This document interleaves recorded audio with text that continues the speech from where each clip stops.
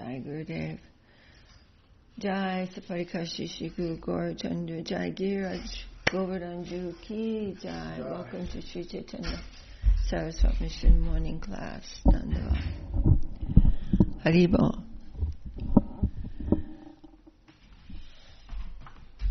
We already chanted the Vandana prayer, so I will continue to read. I may not be able to read from Chaitanya Charitamrita today, but I'll try, because I left my glasses.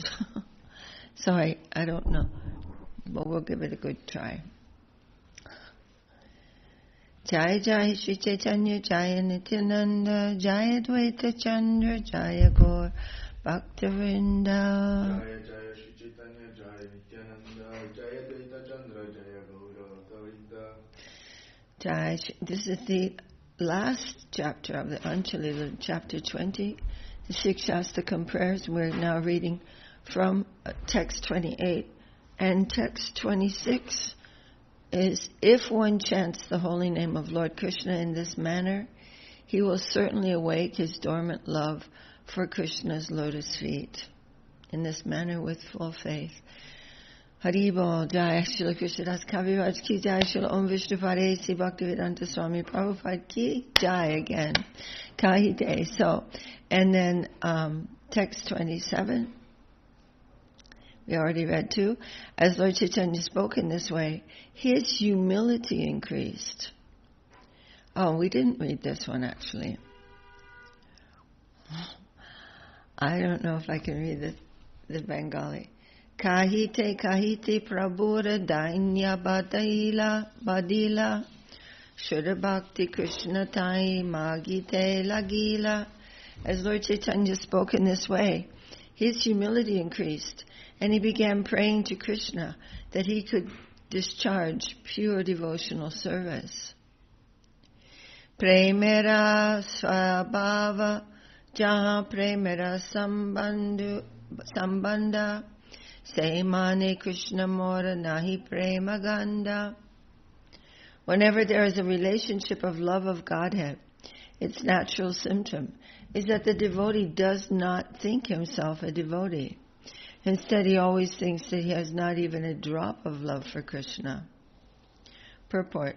Srila Bhaktisiddhanta Saraswati Thakur comments that persons who are actually very poor, because they possess not even a drop of love for Godhead or pure devotional service, falsely advertise themselves as great devotees, although they cannot at any time relish the transcendental bliss of devotional service. A class of so-called devotees known as Prakriti Sahajya sometimes display devotional symptoms to exhibit their good fortune. They are pretending, however, because these devotional features are only external. The Prakriti Sahajyas exhibit those symptoms to advertise their so-called advancement in love of Krishna. But instead of praising the Prakriti Sahajyas for their symptoms of transcendental ecstasy, pure devotees do not like to associate with them. It is not advisable to equate Prakriti Sahajya with pure devotees. When one is actually advanced in ecstatic love of Krishna, he does not try to advertise himself. Instead, he endeavors more and more to render service to the Lord. The Prakriti Sahajyas sometimes criticize pure devotees by calling them philosophers, learned scholars, knowers of the truth, or minute observers, but not devotees. On the other hand, they depict themselves as most advanced, transcendentally blissful devotees. Deeply absorbed in devotional service and mad to taste transcendental mellows. They also describe themselves as the most advanced devotees in spontaneous love, as knowers of transcendental mellows, and as the topmost devotees in conjugal love of Krishna, and so forth. Not actually knowing the transcendental nature of love of God, they accept their material emotions to be indicative of advancement.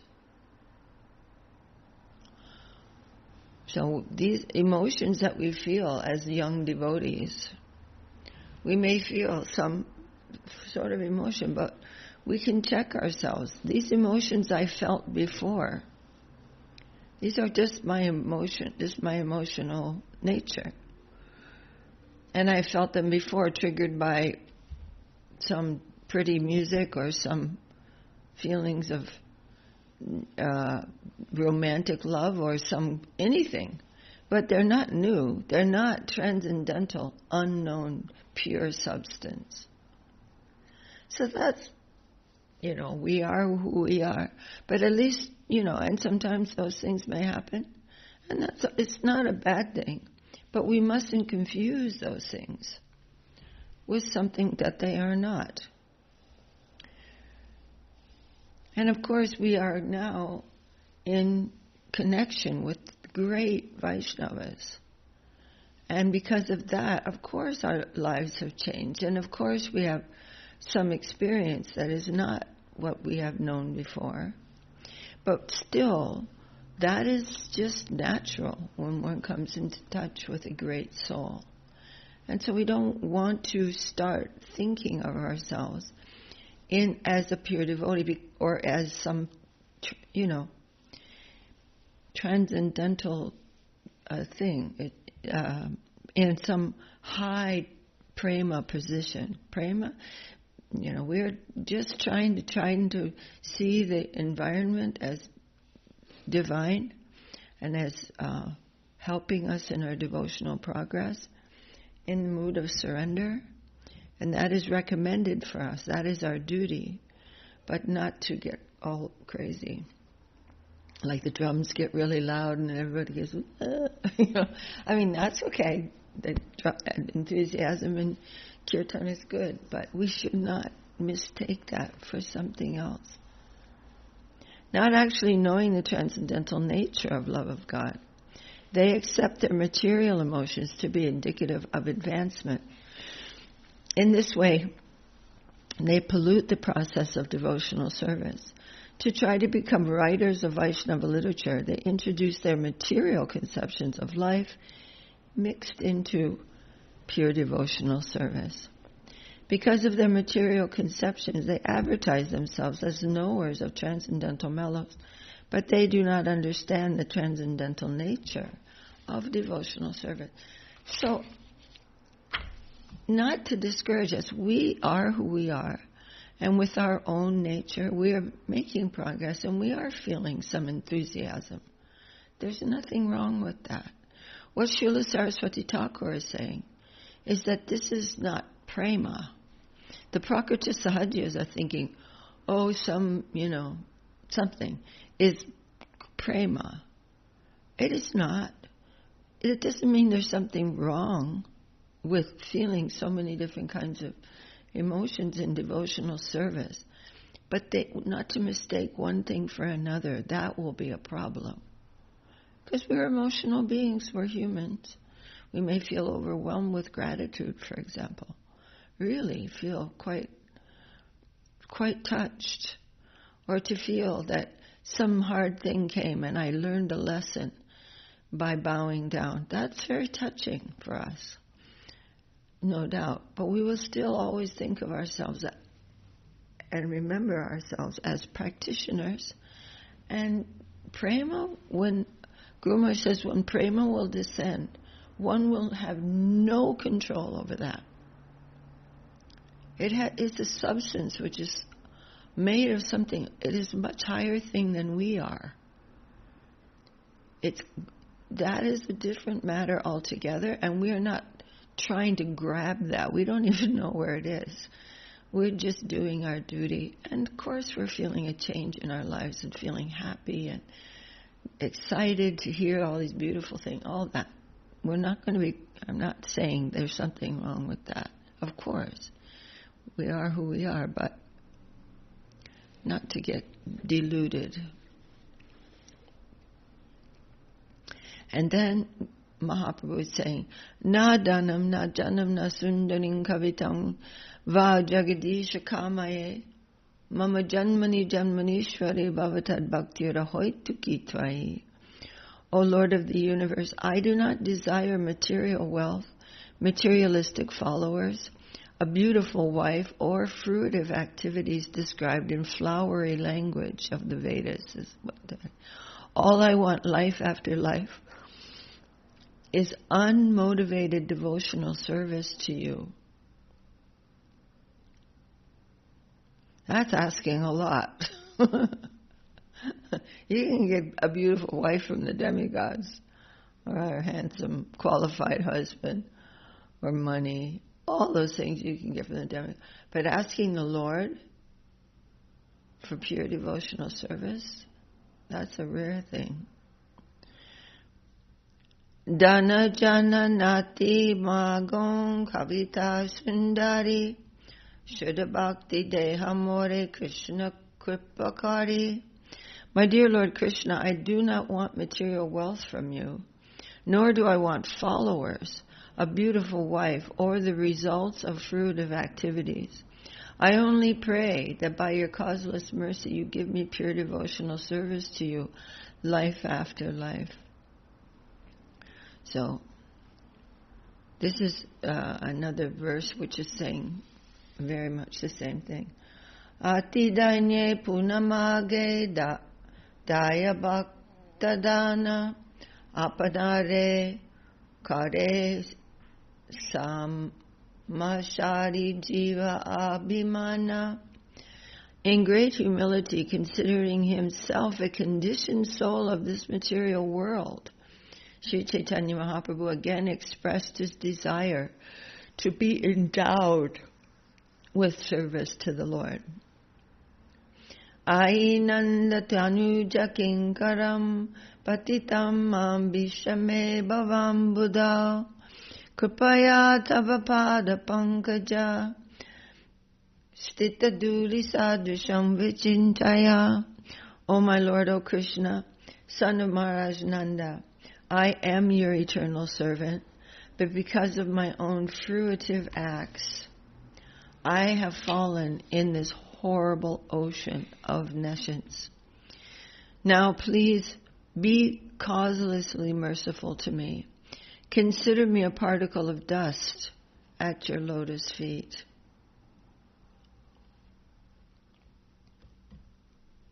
So he's praying to the Lord, please consider me a particle of dust at your lotus feet.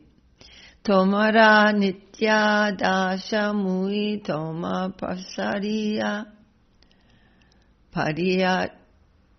padiyachon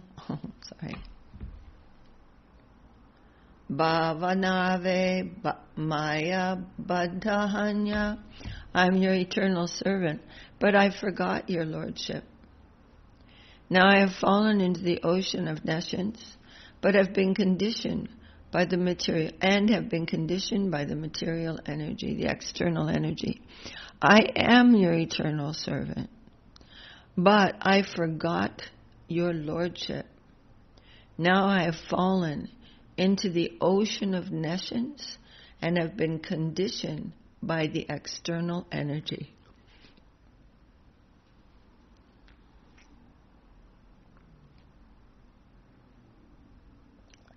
Kripakari karamore padaduli sama tomara sevaka karon tomara sevana. Be causelessly merciful to me by giving me a place with the particles of dust at your lotus feet, so that I may engage in the service of your lordship as your eternal servant. So that, for Mahaprabhu to be saying this, of course, is expressing his actual, genuine feeling. But when we look from our position, in Navadvip, for example, the dust of Navadvip is divine. It is divine substance. And to be counted as being in that substance. That is not a small prayer. It is a really big prayer. And it is we will think of it that way. That we are, it is a fact. It is not some terrible thing that I'm going to be a piece of dust. In the material plane of consciousness, that would be a horrible thing, unthinkable. But in the plane of divinity, in the plane of devotion, of like Navadvip, that is a very wonderful thing, because this is all conscious substance and very affectionate substance. Reality is imbued with devotion. Reality is all devotion. There is no non-devotion in it. So we want to hope to be counted there. And of course, many things will happen in our progress. And we're ready for that exciting journey. Sometimes we don't feel ready for a particular lesson that's coming. But push on in the mood of surrender. So I'm going to now start reading the Sri Brihad-Bhagavatamrita. We read just a small amount and yesterday. And so we can read for the rest of today because we missed out on Sunday. Jai Sri Chaitanya Charitamrita ki Jai, Jai Sri Shikshastakam ki Jai, Mahaprabhu ki Jai, Jai Srila Krishnadas Kaviraj ki Jai, Srila Om Vishnupad A.C. Bhaktivedanta Swami Prabhupada ki Jai. So we're on text 9 of the 5th chapter of the Brihad-Bhagavatamrita.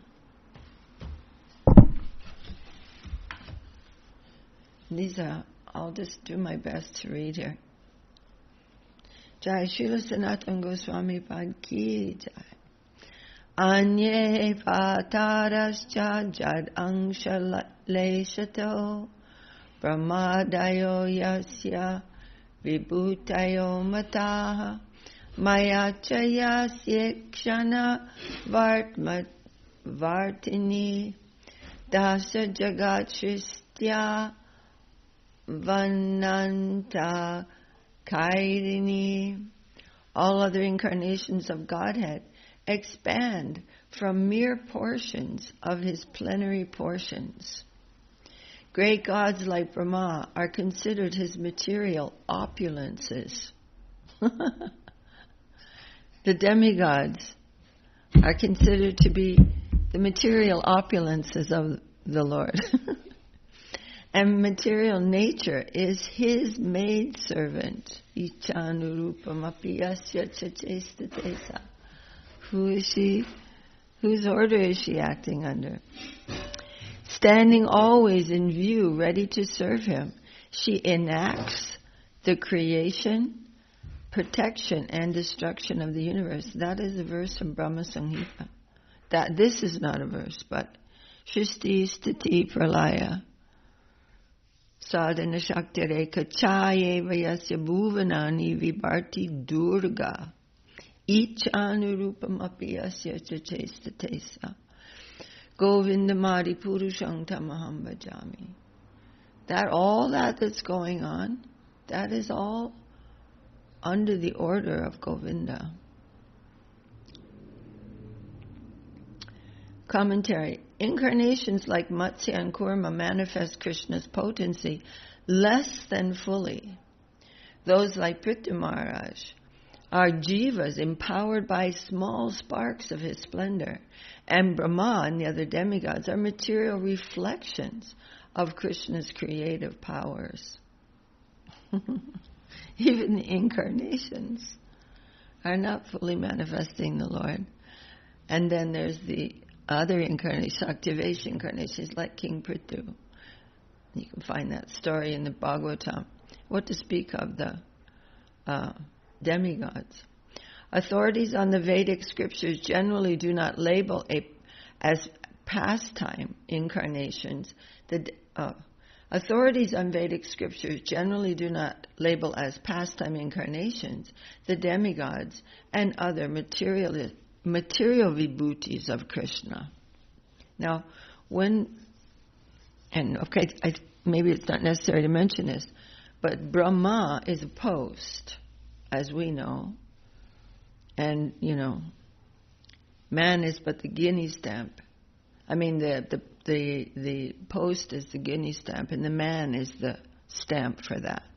So, this Brahma is not, he is a great devotee of the Lord. And we've mentioned this many times. So when we hear, Brahma is just this or this, that means the post of Brahma does not necessarily guarantee that the person in that post is a Vaishnava, a pure Vaishnava. Their reasoning is that the Lord's pastime of creating the material universe is not on the same transcendental level as his personal pleasure pastimes, in which he reciprocates with loving devotees like Prahlad and Hanuman. Brahma explains this to Narada in the second canto of the Srimad-Bhagavatam. I would like to read this Sanskrit, but it's going to take me a long time. Whether in form or formless, any being in the material world exceptionally possessed of strength, power, beauty, riches, breeding, modesty, forgiveness, or mental and perceptual dexterity may appear to be the specific truth and the form of the Lord, but actually this is not so. This applies to me, Brahma, Lord Shiva, Lord Vishnu, and great generators of the living beings like Daksha and Prajapati. It applies to you, Narada and the Kumaras, and to heavenly demigods like Indra and Chandra. It applies to the leaders of Burloka planets, the earthly planets, the lower planets, and the Gandharva, Vidyadhara, and Charana planets. It applies to the leaders of the Yaksha, Rakshas, and Uragas. It applies to great sages, the great demons, the great atheists, and the great spacemen, meaning those who can, by the mind, move around in the universe, as well as to dead bodies, evil spirits, Satans, jinns, Kushmandas, great aquatics, great beasts, and great birds. They are only fragments of the transcendental potency of the Lord. So Brahma is listing all these manifestations of great beauty, great power, great learning, great, dexterity, mental and physical dexterity, and all these things. And when we see those, we cannot think. I always wonder about that. Like somebody is born with a very beautiful body, and there's so much praise as if they made their own body. We don't even know where our strength is coming from. We have no idea. It's like, how did you get so rich? Well, I worked really hard. Lots of people are working hard. They're not getting rich. Yeah, but I used my brain. Where did you get your brain from? Did you make it? And if you made it, how did you make it without a brain? So we have to be sober about this. The reason that we become deluded about any little tiny little thing that we might do well is because we want to take it to the marketplace and see what we can get for it. And so we have to pretend that it is ours. We're actually selling stolen goods. To be arrested for that. O Narada, now I shall state one after another the transcendental incarnations of the Lord known as Leela avatars. Hearing of their activities counteracts all foul matters accumulated in the ear. These pastimes are pleasing to hear and are to be relished. Therefore they are in my heart. Commenting on these verses in the second canto, Srila Sridhar Swami, this is a different, of course, before, exists in this world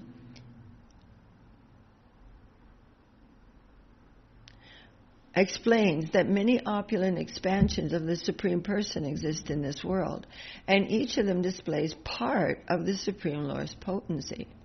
Some display great mahas, which is physical strength. Others display ojas, sensory strength. And yet others display sahas, mental power, and hala, steadfastness, shri, beauty, hrit, avoidance of karmic entanglement, vibhuti, wealth, atma, intelligence, or adbhuta arna, amazing effulgence. Brahma mentions the guna avatars, himself, Vishnu, and Shiva, among the material potencies of the Supreme Lord, in the same way that Krishna does in the 10th chapter of the Bhagavad Gita.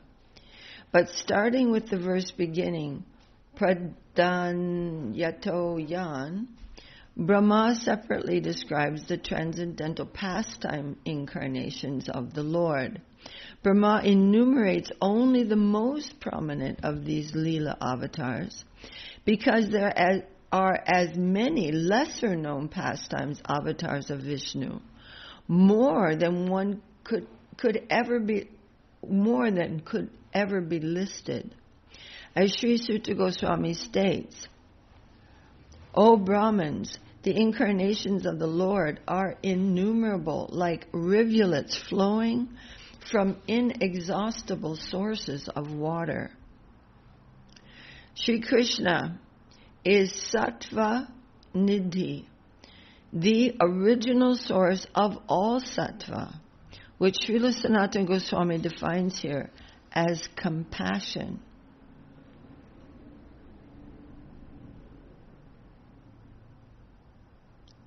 The Lord expresses this compassion by descending to the material world in numerous forms, which are all secondary rivulets flowing from Him, their inexhaustible source. Any questions about any of this? So it's all, they're here being mentioned, and Lord Brahma is mentioning so many different types of astonishing phenomena. But we mustn't forget that these are all manifestations of the Lord's potency.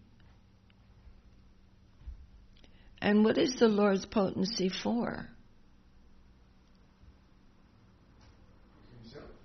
It's for Himself. And we want to be part of that wave, not the enjoying wave, not the thief wave. Brahma, Vishnu, and Shiva are incarnations of the personality of Godhead for ruling the modes of nature. The three lords are not mere material opulences, but because Brahma and Shiva take the role of devotees and work as preachers of Krishna consciousness, they are sometimes counted among Krishna's vibhutis. Lord Vishnu appears from time to time as the companion of Brahma and Shiva, and therefore He is also sometimes described as a material vibhuti of the Supreme. And He is showing that kind of potency. For example, Lord Vishnu incarnates in each manvantara in His forms of yajna and so on.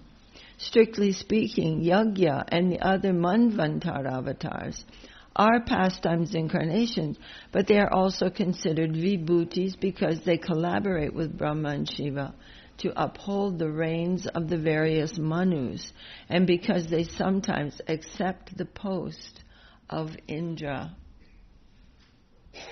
So they're doing this type of work, you could say, doing some compassionate work, and so they're counted among that type of potency. All the incarnations and vibhutis of the Supreme Lord have their source in Sri Krishna. Maya, the controller of the material existence, cannot have an intimate loving relationship with him, but must constantly attend him as a maidservant. She appears prior to the guna avatars, and she is the creator, maintainer, and destroyer of the universe. Thus Brahma and Shiva, being subordinate to her, are humbly situated as servants of the personality of Godhead. So she is enacting.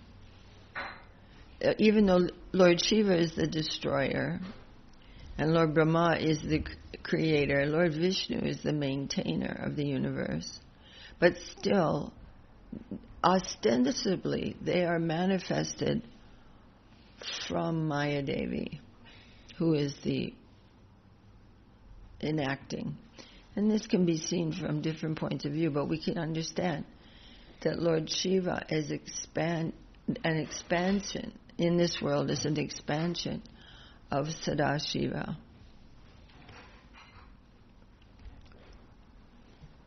Yasya prasadam. I'm sorry, I can't read the Sanskrit without my glasses, so I'll spare you. Then this is verse number 10. When Brahma and other demigods responded to the lamenting Mother Earth, together they all stood on the shore of the milk ocean, observing strict vows. They recited prayers and worshipped the Supreme Lord, meditating with full concentration. Nonetheless, they were unable to obtain his favor.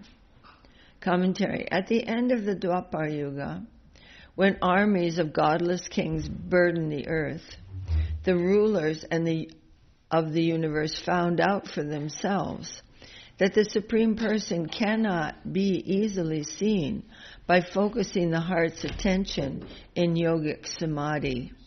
So the demigods were, they were observing strict vows, but that did not qualify them. To relieve Mother Earth of her distress, the demigods accepted severe vows, restricting their eating and even their breathing to sharpen their mental concentration. Then they approached the shore of the ocean of milk, which surrounds the island on which Kshirodakshaya Vishnu resides. They recited the Purusha Shukta and other Vedic prayers for his pleasure, and tried to fix their external and internal senses on him. But after all this, they obtained no sign of his satisfaction. Not a single word or gesture to reassure them. From this experience, recorded in the 10th canto, 1st chapter of the Brihad-Bhagavatam, the demigods learned that mechanical meditation is not an effective means for achieving personal association with the Supreme Lord.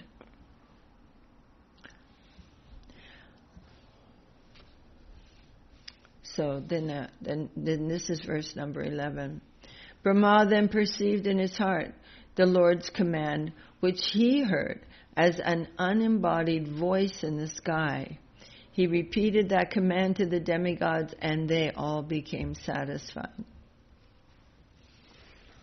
Commentary. Because sincere worship of the personality of Godhead never goes in vain, the demigods did receive their answer. But because their worship was formal and reverential, the Lord chose not to answer them in person. He wanted to remind them that official worship alone does not satisfy him. Brahma received the Lord's order, but only in the core of his heart, and after he had carefully withdrawn all of the external functions of his senses and mind. Furthermore, he was able to hear the order only as a voice in the sky from an unseen speaker. What Brahma heard in his meditation and repeated to the demigods is now famous. Lord Brahma said, I can't see it. Before we submitted our petition to the Lord, he was already aware of the distress on earth. Consequently, for as long as the Lord moves on earth to diminish its burden by his own potency in the form of time, all of you demigods should appear through plenary portions as sons and grandsons in the families of the Yadus. So this was preceding Krishna's appearance. Before Krishna's appearance. Yeah, all the demigods and Brahma went to the shore of the milk ocean to pray to Kshirodakshai Vishnu, who is Paramatma, but he's residing in the ocean of milk. And then it was revealed to Lord Brahma that I'm already aware of these disturbances on the earth by so many belligerent kings and horrible persons. So the Lord appeared because his devotees asked him to, not because of his own desire? Yes, I mean that is shown there, but not. The Lord comes in every Dwapara Yuga as Yuga avatar. And yes, the devotees are approaching him. It's true. It's a little different when Advaita Prabhu is praying for the appearance of Mahaprabhu. But yes, in a general thing, that is true. The Supreme Personality of Godhead, Sri Krishna, who has full potency, will personally appear as the son of Vasudeva. Therefore, all the wives of the demigod should also appear in order to satisfy him. The foremost manifestation of Krishna is Shankarshan, who is known as Ananta. He is the origin of all incarnations within this material world. Previous to the appearance of Lord Krishna, this original Shankarshan will appear as Baladev, just to please the Supreme Lord Krishna in his transcendental pastimes. The potency of the Lord, known as Vishnu Maya, who is as good as the Supreme Personality of Godhead, will also appear with Lord Krishna. This potency, acting in different capacities, captivates all the worlds, both material and spiritual. At the request of her master, she will appear in her different potencies in order to execute the work of the Lord. So this is the Srimad Bhagavatam spoken in the Srimad Bhagavatam.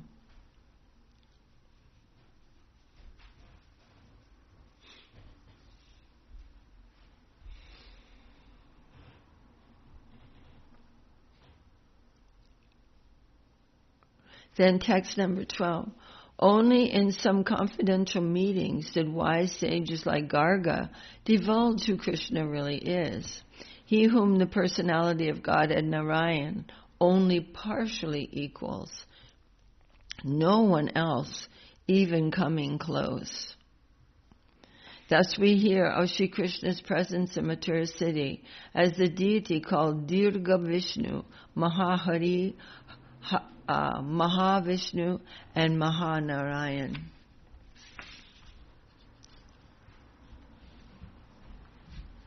Commentary.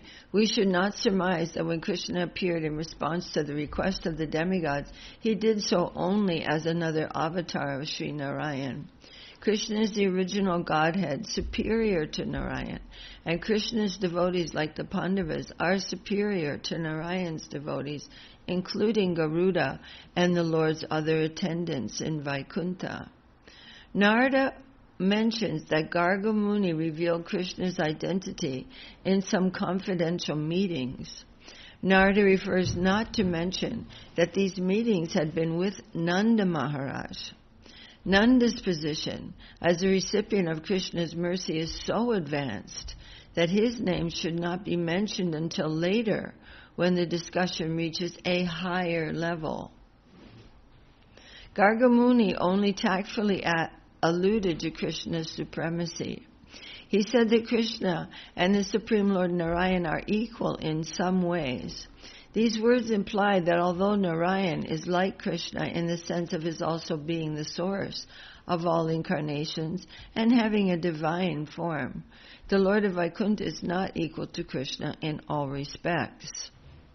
Garga referred to Lord Narayan as Bhagavan, and according to Parashara Rishi's definition, Bhagavan refers to that person who fully possesses all authority, strength, fame, opulence, knowledge, and renunciation. Narayan means the personality of Godhead who casts his merciful glance, ayate, on the multitude of living beings, Nara.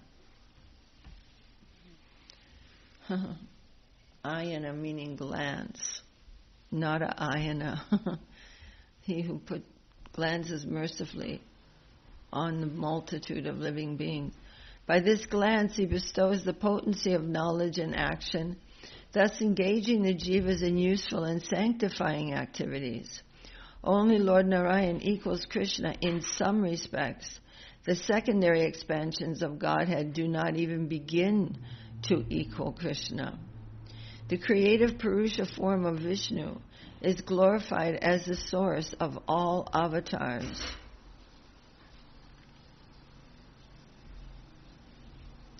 So this is a little bit technical, and it is to do with the different expansions of the Lord and who they are in relationship with the Lord. And even the Lord appearing in Mathura city, in the prison, he is not the original, but who is in Vrindavan, he is the original. And when Vasudeva brought that baby from the prison house of Kamsa to the home of Nanda Maharaj and placed him on the bed, that Krishna was absorbed by the Krishna who appeared as the son of Yashoda. He is the original. He's Krishna. He's the original personality of Godhead. And even the Krishna in Mathura is an expansion of him. And the Krishna in Dwarka more of a further expansion. And so on and so on. So Krishna's so Krishna in Vrindavan, and what to speak of Krishna in the heart of Radharani. That is the full manifestation of the personality of Godhead. This Purusha is the source and indestructible seed of multifarious incarnations within the universe. But in spite of belonging to the exclusive category of avatari, the source of the incarnations, the Purusha Vishnu does not display all attractive, supremely sweet pleasure pastimes like Sri Krishna. So he's also an expansion. Only Narayan in Vaikuntha exhibits personal pastimes somewhat resembling Krishna, but these Leelas of Vaikuntha cannot match the charm and intimacy of Krishna's sports in Goloka Vrindavan. So within each universe, the Purusha, Lord Vishnu, he is the source of the incarnation. All the incarnations are expanding from him, but he is an expansion of the expansion of the expansion. O Nanda Maharaj, this child of yours is therefore as good as Narayan. In his transcendental qualities, opulence, name, fame, and influence, he is exactly like Narayan. You should all raise the child very carefully and cautiously. The real meaning of Garga's words is hidden. Narayan is similar to Krishna in the qualities that define his status as God. So certainly Krishna is God. And in that sense, they are the same. But he does not share the unbounded sweetness of Krishna's appearance and attire, his pastimes, and so on. So Lord Narayan is a partial expansion of Krishna. Outwardly, Garga encourages Nanda Maharaj to take great care in raising and protecting Krishna, but secretly, the word Gopayasva has another interpretation. Because of Krishna, there will be a constant increase, aya, of the cowherd's ecstatic love. And also because of him, all their desires and needs, sva, will be fulfilled. Outwardly, Garga is saying, take great care of him. And inwardly, he's saying, he's going to take great care of you. All these things, all the expansion of your happiness, joy, everything is going to expand because of this child.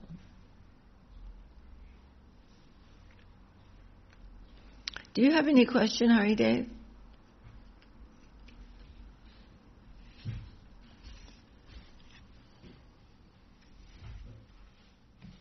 So just briefly, and I think everyone is probably already familiar with this, but then there is the Lord who expands himself as Lord Balaram. And Balaram is expanding in the Chaturvyuha, Vasudeva, Shankarshan, Pradyumna, Aniruddha. That Shankarshan is expanding himself in so many ways, and all these expansions of Lord Narayan are there. We're going to hear much more about this now that we are about to begin Chaitanya Charitamrita again. All these things are described here, the different kinds of incarnations of the Lord. But this is important because we are here in this plane of consciousness, and we can, by understanding these things, we can appreciate more who is Krishna in Vrindavan. It is astounding. We can't even actually we can't conceive of Lord Narayan or even Lord Vishnu in this world, even the Vishnu sitting with us in our heart. This is very difficult for us. But when we hear about these things, then we can understand what is the glory of Krishna. He's not even paying any attention. But every once in a while, all of his expansions and expansions of expansions, and then the Vibhuti expansions, Shaktivesh avatar, Leela avatar, Guna avatar, Manvantar avatar, all these different avatars are there. And they're doing this and this and that. But he's playing. He doesn't have any job to do. And Srila Guru Maharaj was telling that one British scholar, I think he was British, but he said, I've looked into all of the different deities in, or maybe, I forget who that person was. It actually might have been that pious Akbar, but I can't remember now.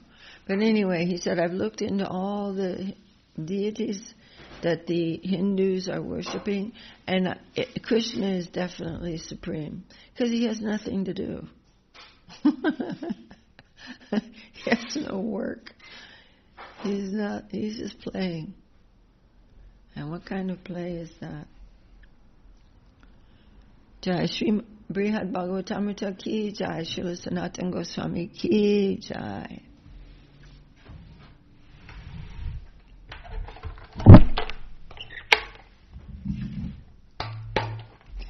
Hari Haraya Namah Krishna Yaravaya Namah Yaravaya Madhavaya Keshvaya Namah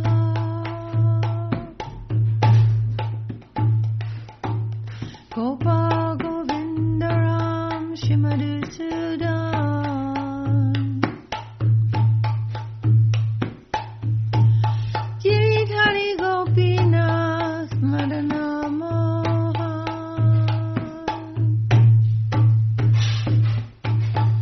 Shri Chaitanya Nityananda Shri Advaita Chandra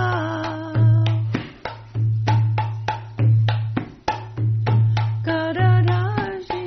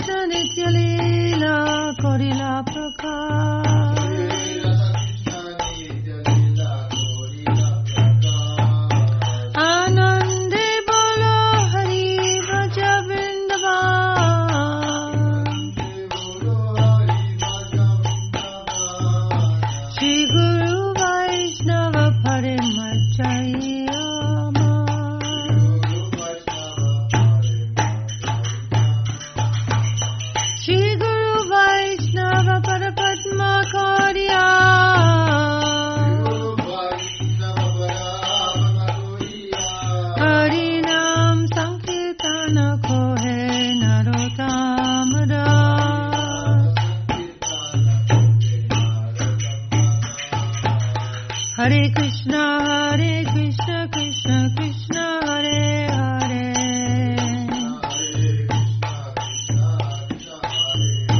Hare Rama, Rama Rama, Hare Hare. Nitai Gaur Hari Bol, Hari Bol, Hari Bol.